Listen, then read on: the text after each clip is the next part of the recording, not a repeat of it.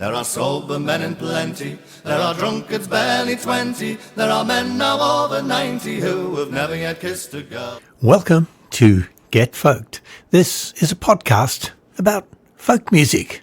So let's begin. Give me the rambling rover, and from Orkney down to Dover, we'll roam the country over, and together we'll face the world. They came down the back street, the dicks and the flat feet, with dogs that had nose as things back at Long Bay, and they had a warrant. He was abhorrent.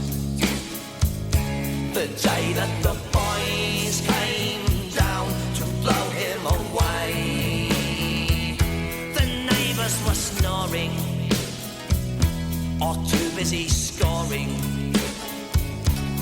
Time for the boys in blue to show crime doesn't pay. They know what they're there for, what they get there for, square for. The day that the boys came down to blow him away, and he was no fool, one of the old school. He just broke the golden rule, dropping a water was right out of order. The day that the boys came down to blow him away.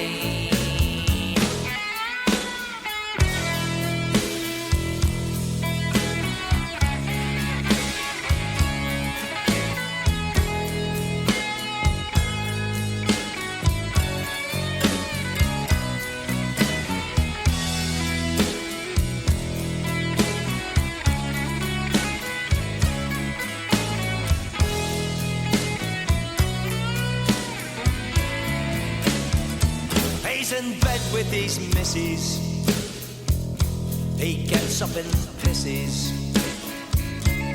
He knows that something's up, he twigs right away. Just a flash of a torch out there on the back porch.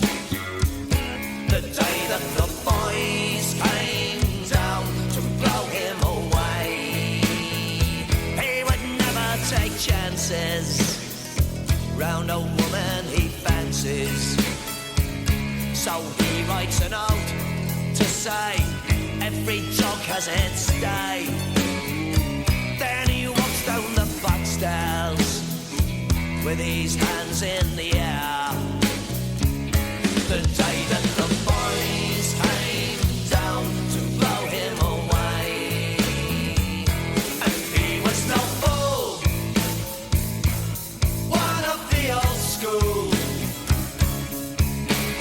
He just broke the golden rule, and the first bullet slit him, for he knew what had hit him. The day that the boys came down to blow him away, the day that the boys came down to blow him away, the day that the boys came down to blow him away.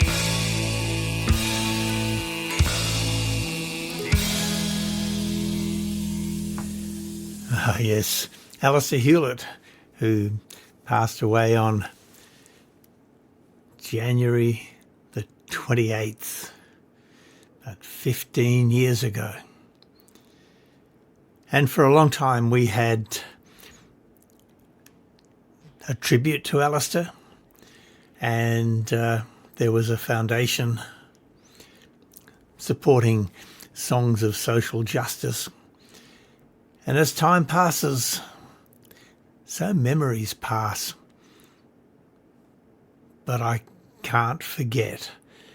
And that's one of my favourite songs, The Day That the Boys Came Down. It's Roaring Jack from Cat Among the Pigeons. And then on a completely different style. There's a love song, which when I first heard it, I thought, oh, this is the most recent song that Alistair's done.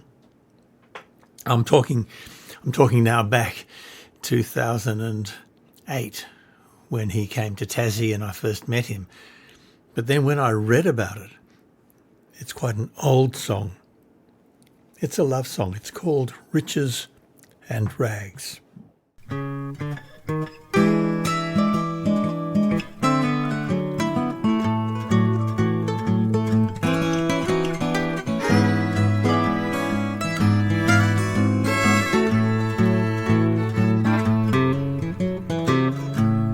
Lying awake by your side last night, and I thought of all the changes that we've known. Old enough now to know I love you, and we'll walk that lonesome valley on our own. When you say you love me, that old sky above me, it opens up just like a morning flower for me. Ooh, I'm wild about you now, just couldn't live without you.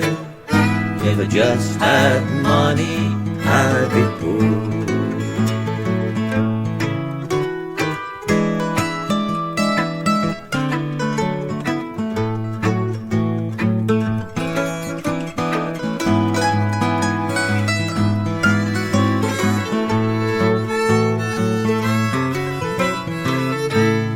Time and tide, they just roll along, and I don't mind if they don't wait for me.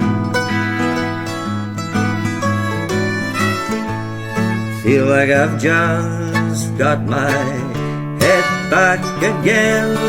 Oh, now I see how much we both let slip away. Won't you let your body thrill me? Won't you move just fit to kill me? I'll be here waiting when that old sun goes down. Lie down here beside me. Who knows, the time just might be right for falling in love again.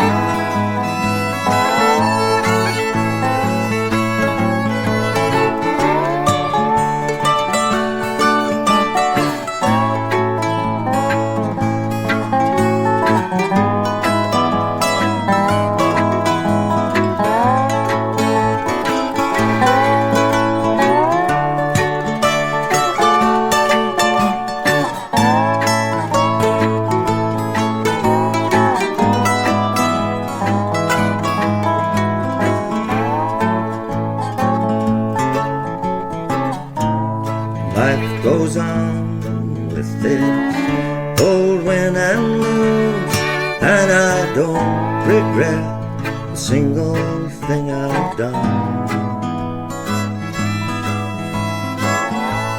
It's all the same road, just night and day, and it takes you round one time and then you're gone. When you say you love me, that old sky above me, it opens up just like a morning flower for me. Ooh, I'm wild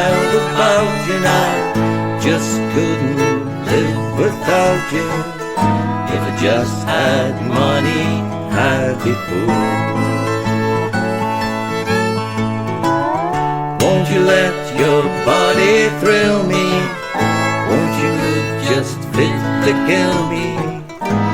I'll be here waiting when the old sun goes down, down, down. Lie down here beside me. Who knows, the time just might be right for falling in love again. Oh, so right for falling in love again.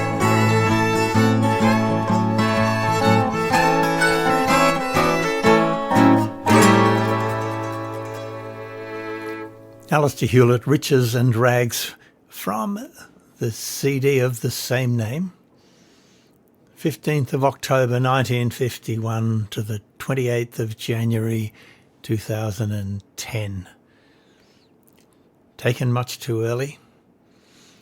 There's been a lot of it about.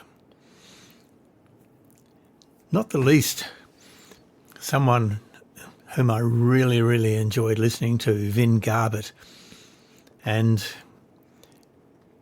he's been gone a few years now, and I still haven't been able to read the book nor put a podcast together, but I think the time is coming when you'll have a Vin Garbett show as well. You're listening to Get Folked, and this is Roger playing stuff from my collection.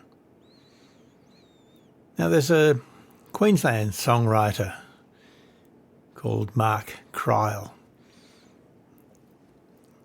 He's an academic, and he researches topics and subjects and writes bloody good songs.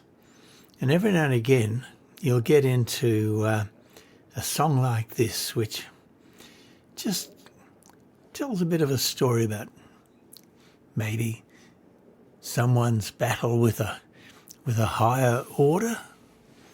This is called Sweet Rain of Mercy.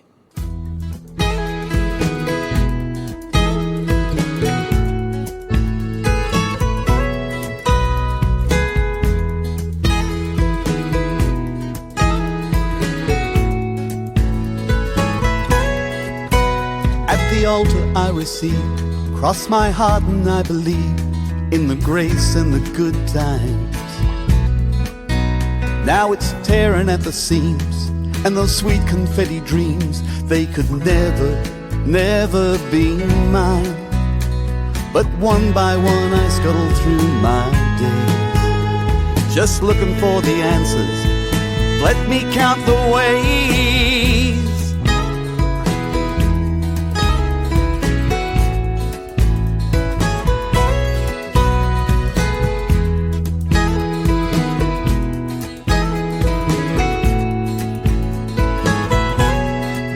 I pray the barking dogs won't bite, and the lion sleeps tonight, 'neath the warm and the welcoming moon. Cling to every vow and pledge, fingers slipping from the ledge, like some crazy old TV cartoon. But when the demons dance at every twist and turn, I'm gonna hold my head up high and fiddle while they burn.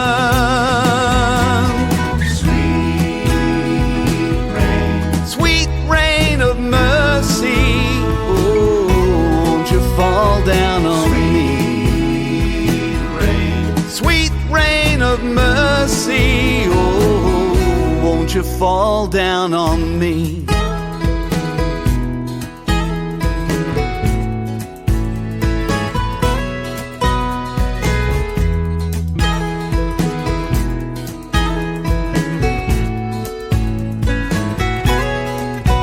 Never found it in the wine and the providence divine. Guess that just slipped away somewhere. With my penitence in tow, down the shadow streets I go, never knowing if redemption might be there. But I'm turning every corner I can find, 'cause when the winter comes, spring won't be far behind.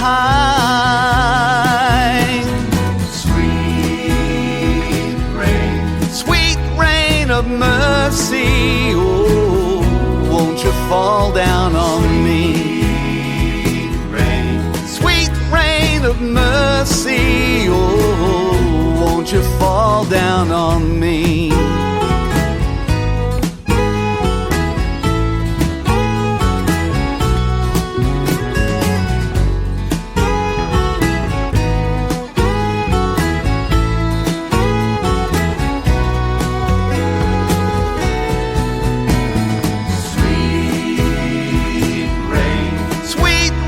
Of mercy, won't you fall down on me? Sweet rain of mercy, oh, won't you fall down on me? Sweet rain of mercy, oh, won't you fall down on me? Sweet rain of mercy, oh, won't you fall down on me?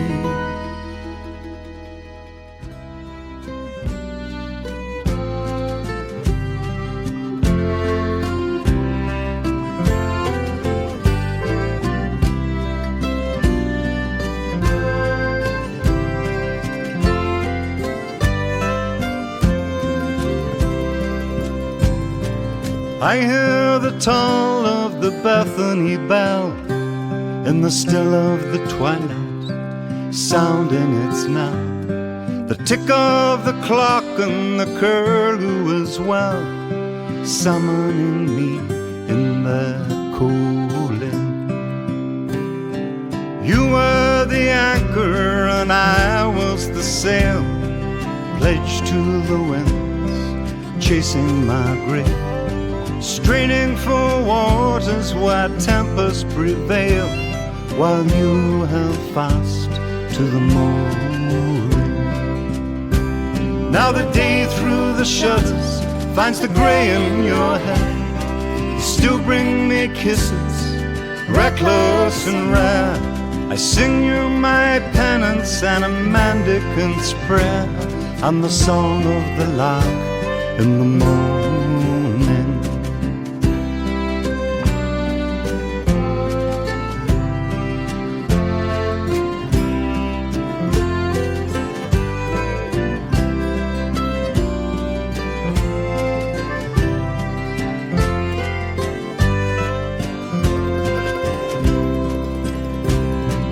Bring out the old, bring in the new. The collector comes calling, repay him his due. I'll leave you a token, a trinket or two, these miscreant rhymes without reason. I hear the toll of the Bethany Bell and the still of the twilight, sounding its knell, till time comes to taking a final farewell.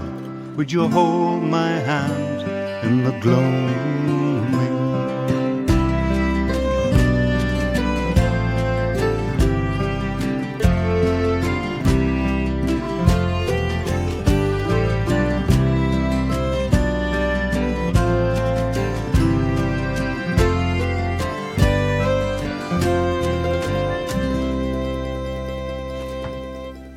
Yes, Mark Cryle.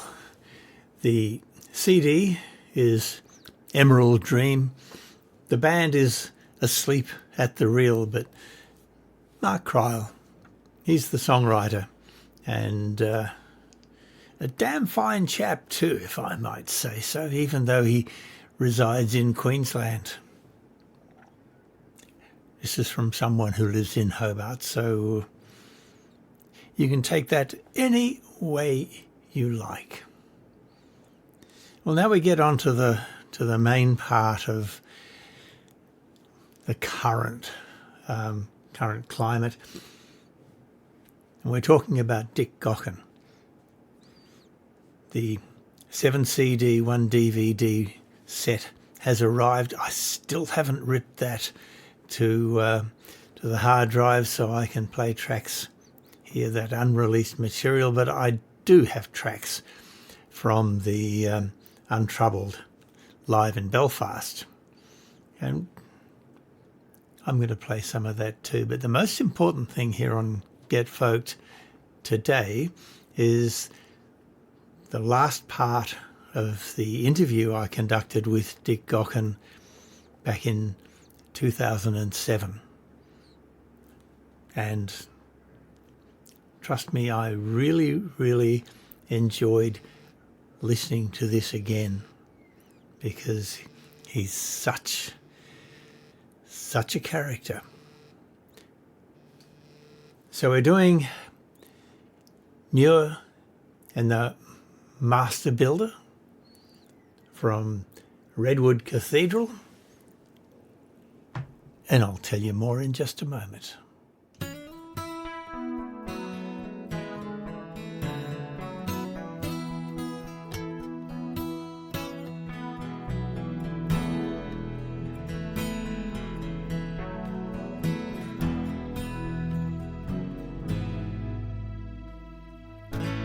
I asked the master builder, why did he make John Muir from the seed of a man? It's a heart and unforgiven, a father who tried to use the gospel to ensure that his son's life would never be worth living.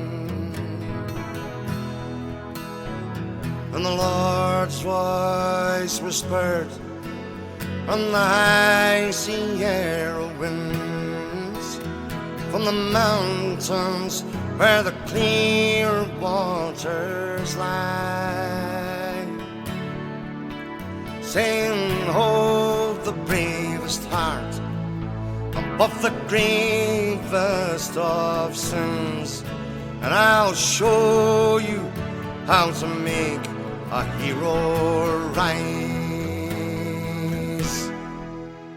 Leave Calvin and the Bible to the parish of Dunbar.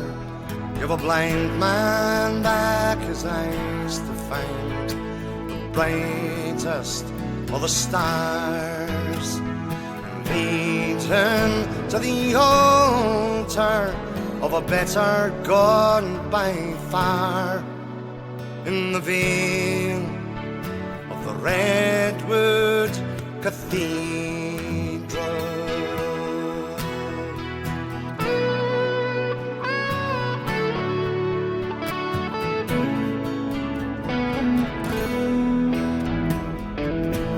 I asked the master builder, how did he find a way to put the man in the mountain and the mountain in the man?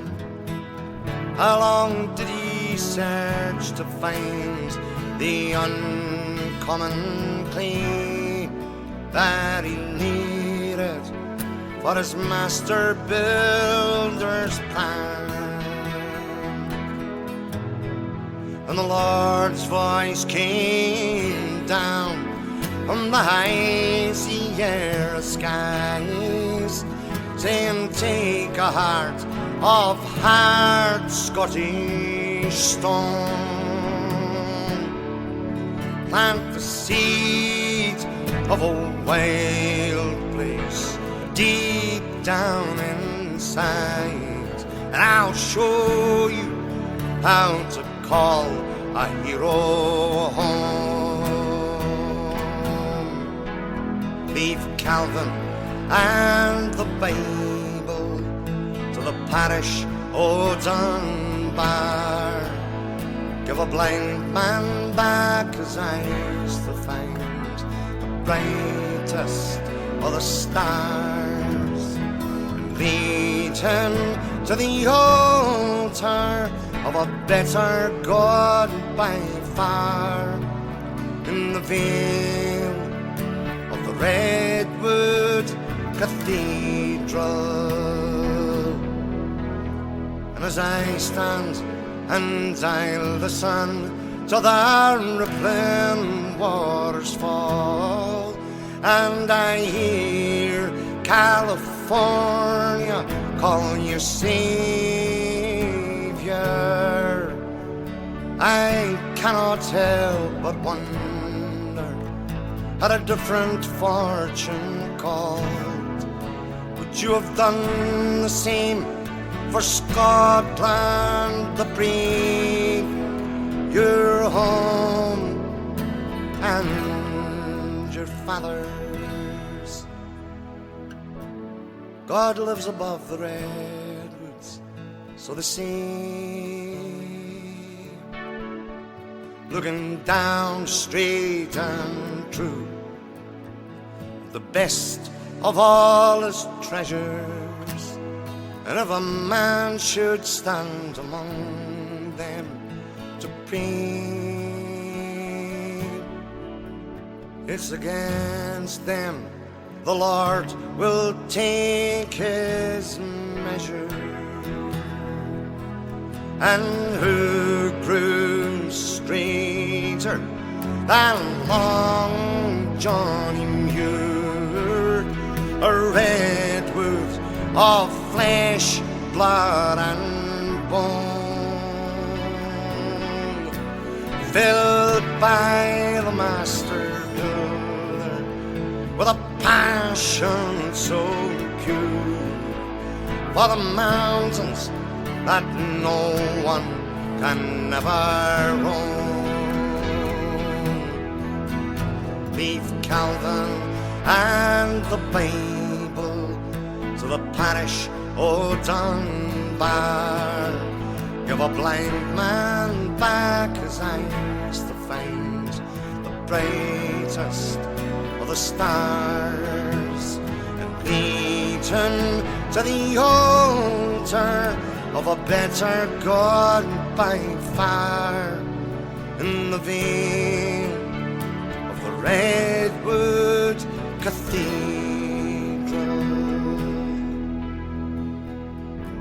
God lives above the redwoods, so they say.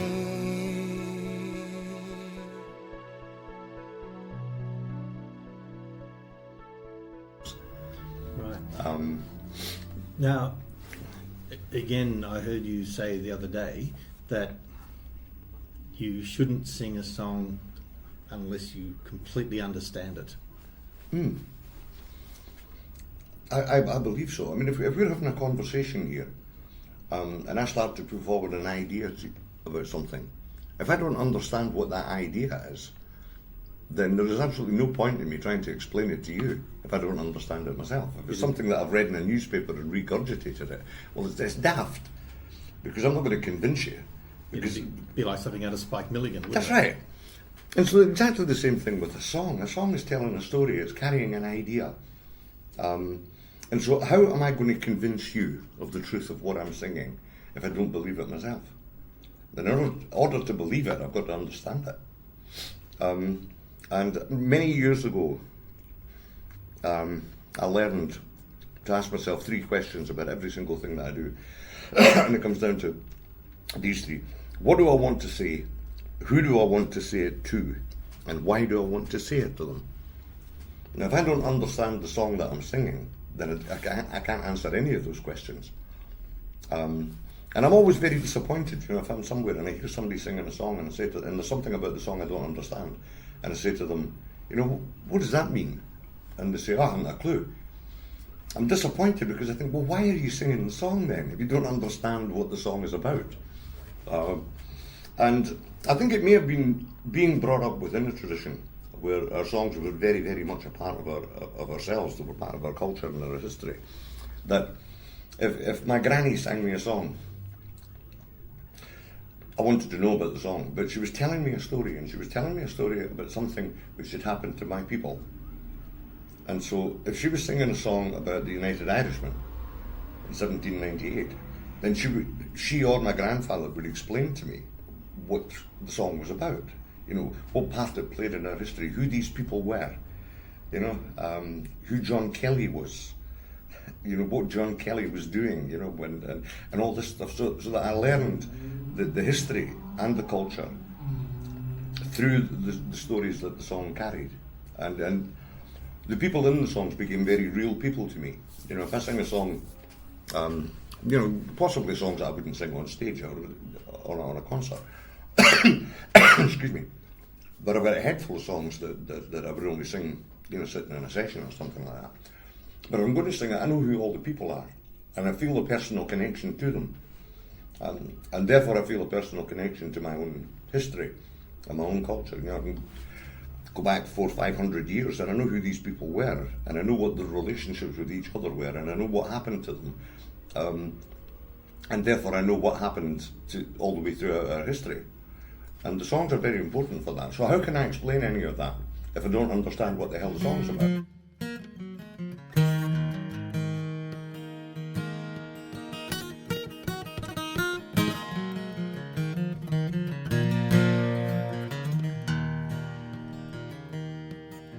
Remember the year my granddaddy died, gonna rise again.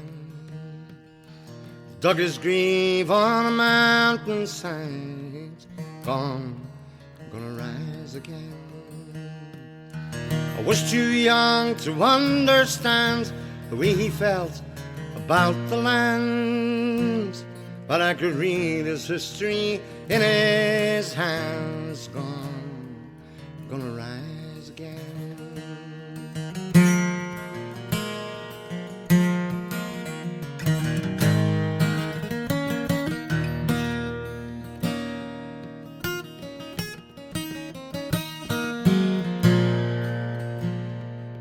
Corn in the crib, apples in the bin, gonna rise again. I'm in the smokehouse, cotton in the gin, gonna rise again. Cows in the barn and hogs in the plot, you know he never had a lot, but he worked like the devil for the little he'd got, gonna rise again.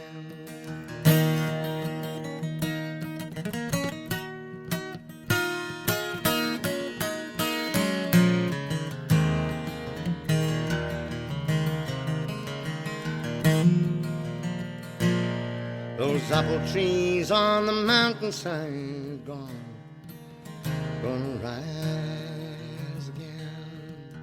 He planted the seeds just before he died, gonna rise again. I guess he knew that he'd never see the red fruit hanging from the tree, but he planted those seeds for his children and me. Gonna rise again.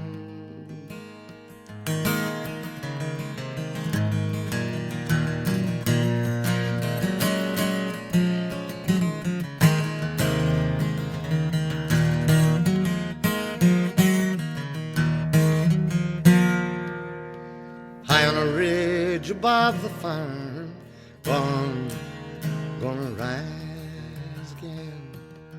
I think of my people that have gone on, gonna rise again. Like a tree that grows in the mountain grounds, the storms of life have cut them down, but the new root springs from the roots underground, gonna rise again.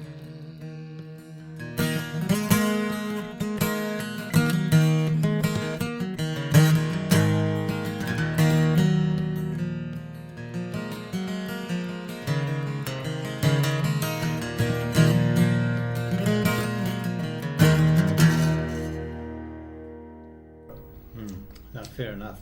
Now, there's a couple of avenues I'd like to explore.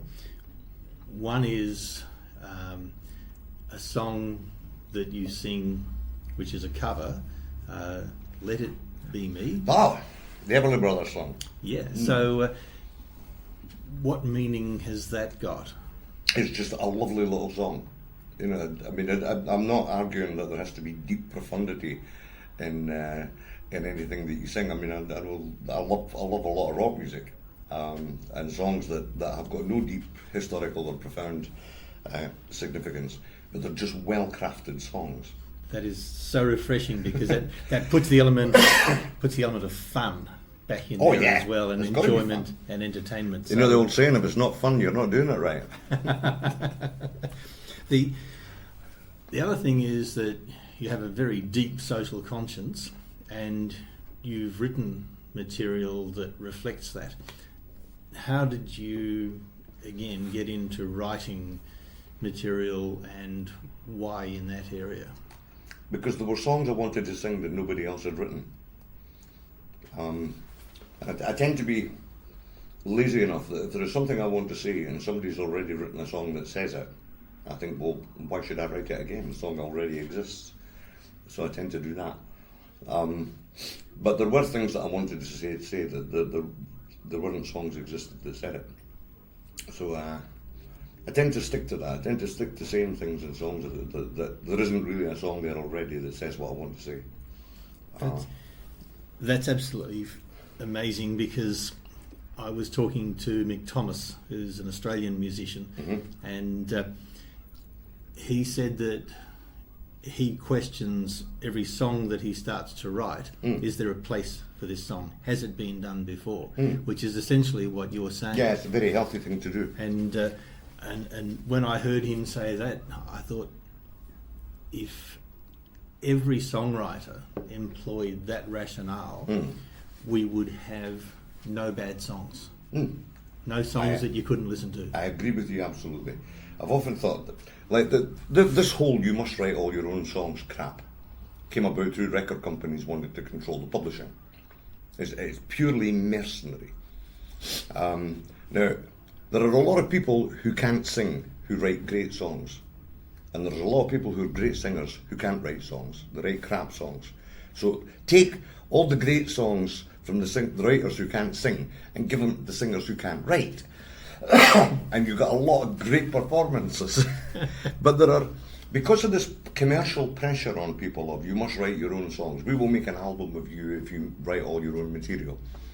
There may be somebody who's written 4 really shit-hot great songs, and another half dozen which are just fillers, dross. And they will make an album with 4 great songs on it and 6 pieces of dross. Now, if they drop the crap about I have to write all my own songs, and they pick the 4 great songs that they've written, and then they go off and they pick 6 other great songs that were written by other people, then you're going to have one hell of an album. Too right. I mean, we've seen albums like that. Yeah. And I mean, I grew up in the period where there were people in America like Tom Rush. And Tom Rush, his albums were gems. He would maybe have 1 or 2 of his own songs on it that he'd written, and the rest he just had this knack of picking songs. And because of Tom Rush, people like Joni Mitchell, I think Tom Rush was the first one to record Joni Mitchell's songs. Gordon Lightfoot. Tom Rush just had this ability to pick songs.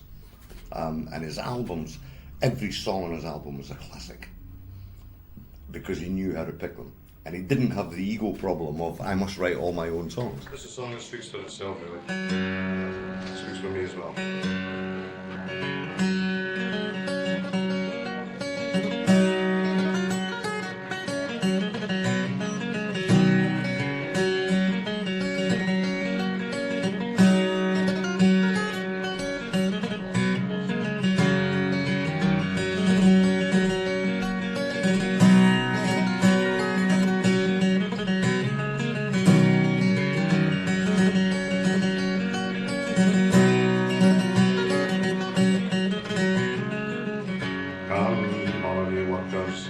Toil night and day, by hand and by brain, to earn your pay who for centuries long past, for no more than your bread, have bled for your countries and counted your dead in the factories and mills, in the shipyards and mines. We've often been told to keep up with the times, for our skills are not needed.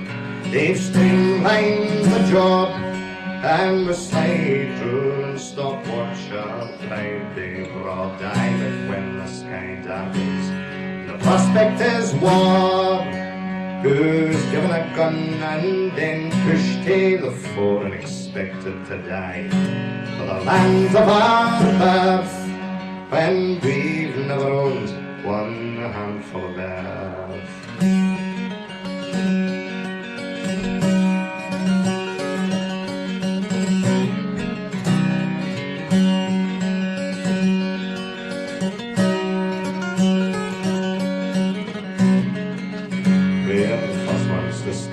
We're the first ones to die. We're the first ones in line for that pie in the sky, and we're always the last when the cream is shaved out for the workers working when the fat cats are about. Aye, and all of these things the worker has done, from tilling the fields to carrying the gun, we've been yoked to the plough since time first began. I had always expected to carry the can.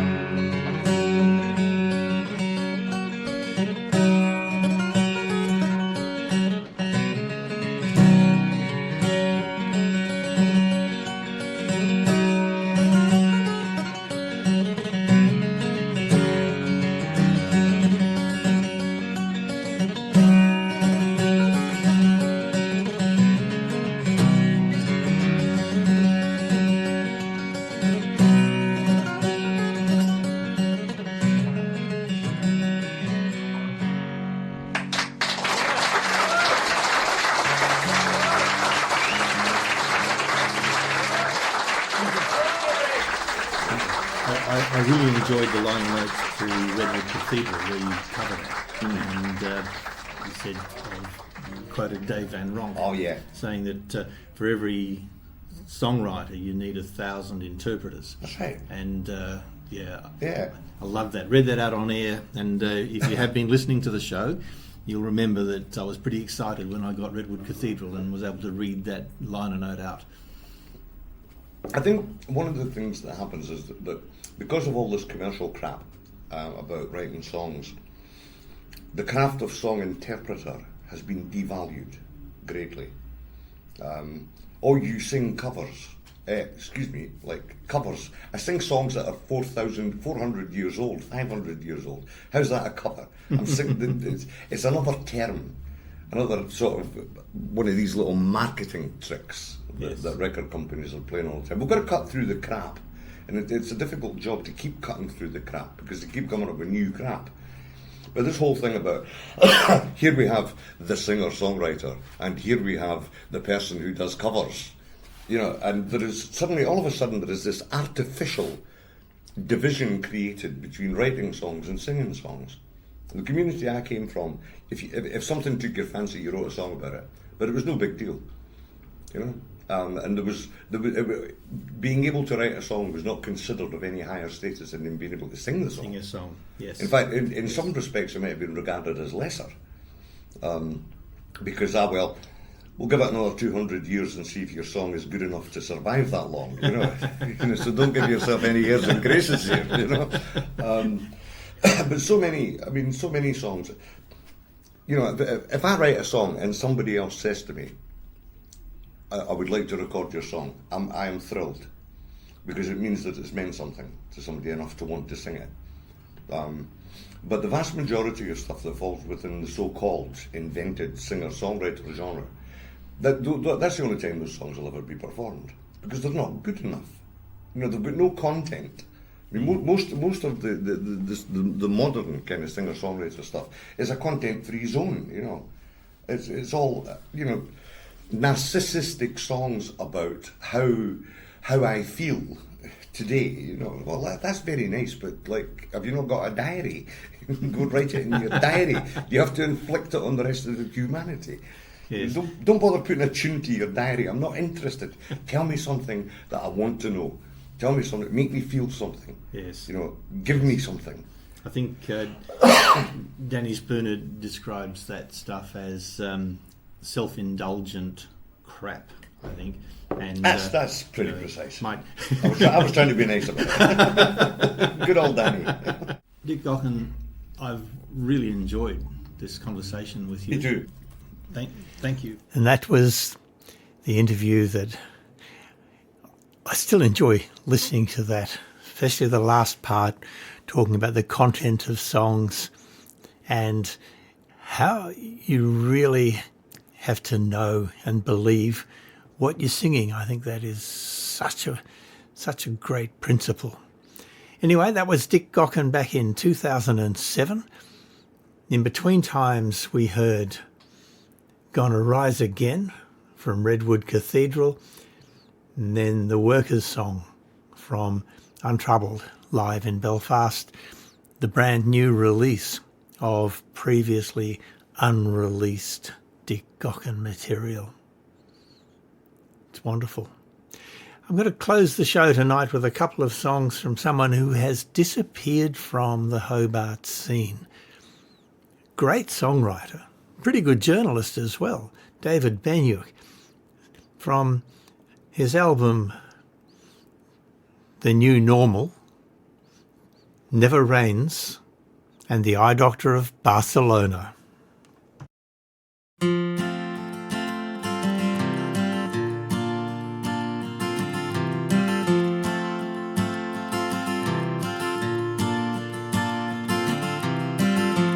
There's a shock jock flicking through the morning papers, shakes his head at how the weather's always changing. There's a climate skeptic getting half the airtime of the 99% who accept the science. It never rains. It never rains. It never rains. It pours.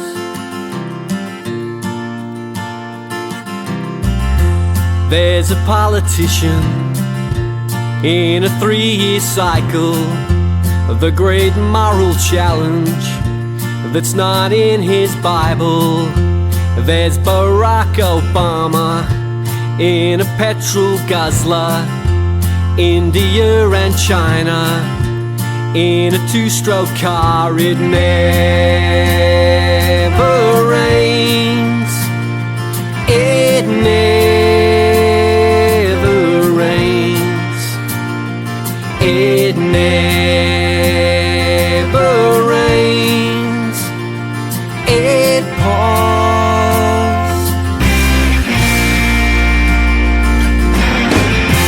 There's a record broken and the mercury soaring.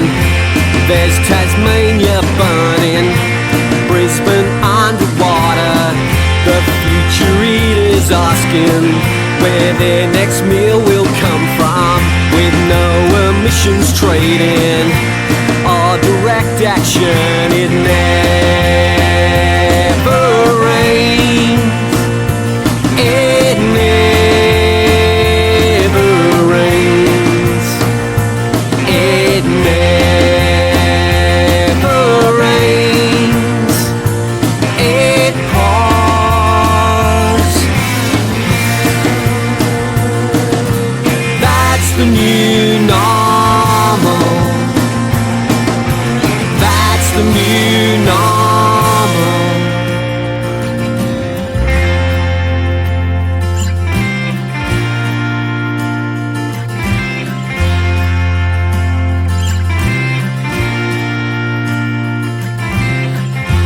There's a land of droughts and flooding rains that doubts that it's a sunburnt country, not just once a century. When my kids are 40, they might thank the ones who turned the Parliament's lights out. They never shine. It never shines. It never shines. It burns.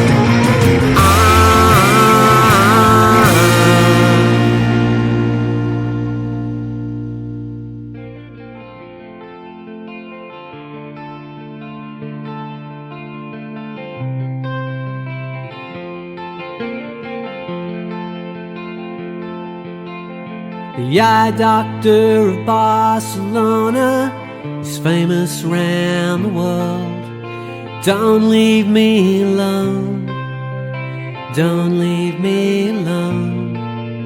And so we went across the sea and prayed I might be cured with one touch of his hand, one touch of his hand.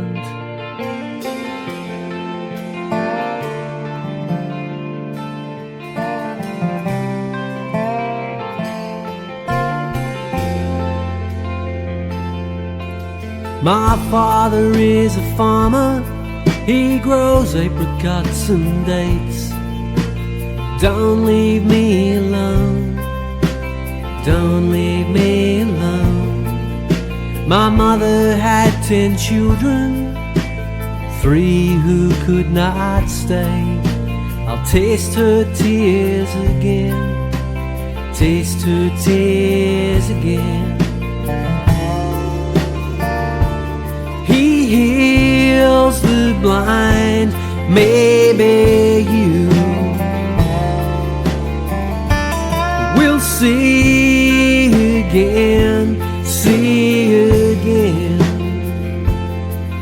At the hostel is a woman with a scent that's like flowers. Don't leave me alone, don't leave me alone. I hear her whisper softly, he will soon answer my prayers. Allah is the one, Allah is the one. He heals the blind, maybe you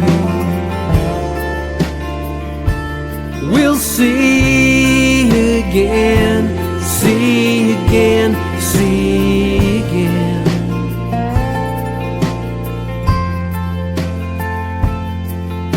The day I look upon your face, I know what I will see.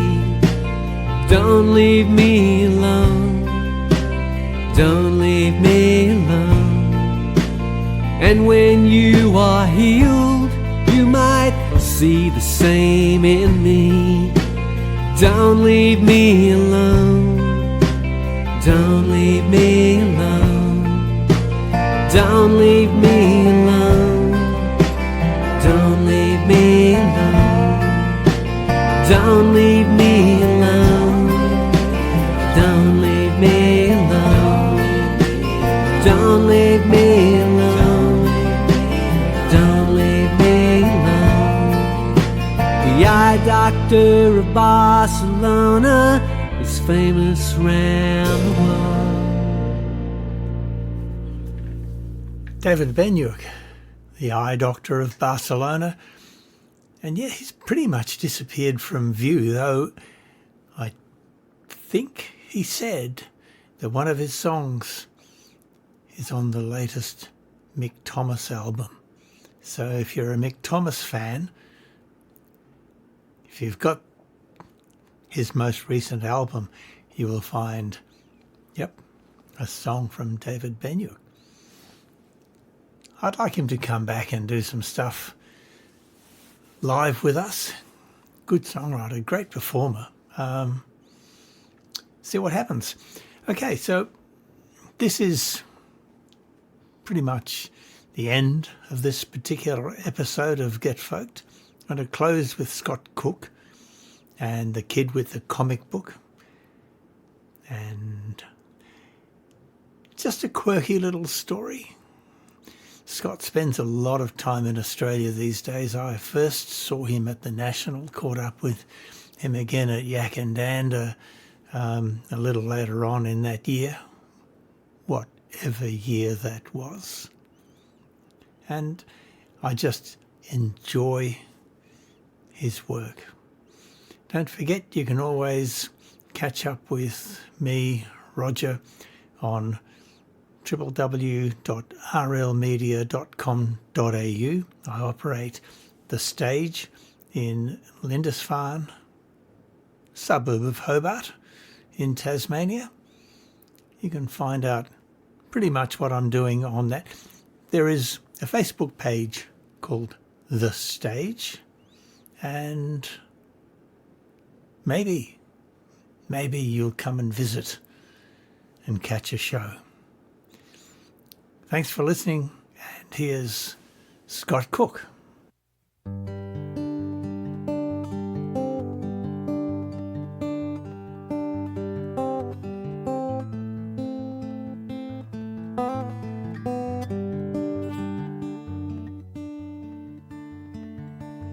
The earth was shipped in a cellophane wrapper to a godlike kid by galactic courier. He'd place an order from the back of a comic book he'd read when he should have been in school. He had a project due in his socio-anthro, eco-geo, bio, and creationism course that he should have been working on instead of playing games with his gang of omnipotent pals. The project was due in 100,000 years, which can hardly be construed as enough time to populate a planet with intelligent beings who can live in a self-sustaining way. But he saw in the comic book an ad for a planet with a species on the brink of developing intelligence that could be shipped in a cellophane wrapper, and he thought, it's my ticket to an A.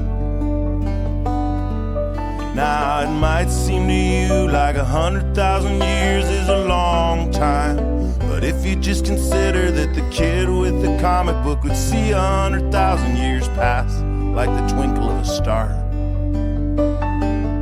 So the kid put the earth on his desk in his bedroom underneath a heat lamp that he kept on a timer. On his walls he had made constellations using stickers that were stars that could glow in the dark.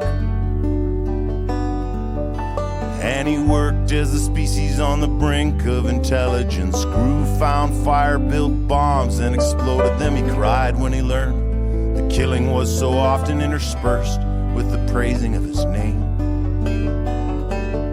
So the kid with the comic book turned on the heat lamp, took a magnifying glass from his leftmost cupboard, and he looked to the earth, picked a symbolic bush, and focused and set it on fire. And when the bush was burning, the people got the message, and the leaders agreed to take responsibility and base their actions on accountability and promise that they'd try to get along. So the kid took the earth to his teacher, who looked and saw good work and the room for improvement. Not a bad first try, B+, and excitement for many more creations still to come. And now the earth lies wrapped in bubble wrap there on the floor of the closet of the kid with the comic book. His mother checks in every now and then to ensure that things will work out in the end. And so everything will work out in the end. And that's all, folks.